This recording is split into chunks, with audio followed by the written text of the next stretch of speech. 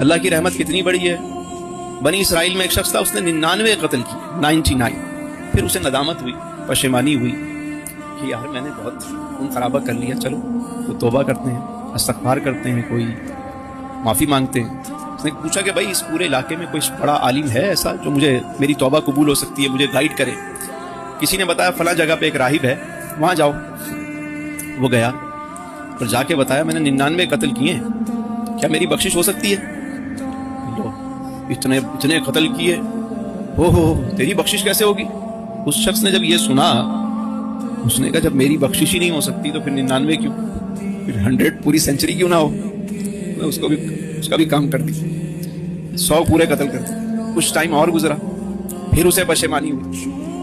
پھر اس نے سوچا کہ میں کسی اور سے پوچھتا ہوں. ایک اور صاحب ملے, عالم تھے, وہ اپنے کتابوں کا علم جانتے تھے, ان کے پاس وہ گیا, کہا میں نے 100 قتل کیے, میری بخشش ہو سکتی ہے؟ کیوں نہیں ہو سکتی؟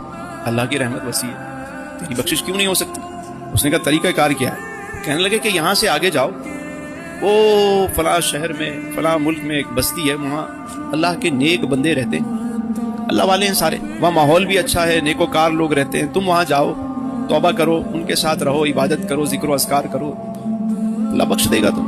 وہ چلا, جیسے ہی آگے گیا, چلتے چلتے, ظاہر سفر پہلے بڑے مشقت والے سفر ہوتے تھے, ایک ایسا مقام آیا جہاں وہ چلتے چلتے تھک ہار کے اس کی طبیعت بگڑ گئی, اور اسے یقین ہو گیا کہ اب میرا وقت آ چکا ہے. جیسے ہی وہ گرنے لگا, اس نے کیا کیا کہ اپنا سینہ, اپنا چہرہ, اپنے ہاتھ اس طرف کو بڑھا دیے, اس بستی کی طرف, کہ جتنا زیادہ ہو سکے میں اس طرف جا گروں.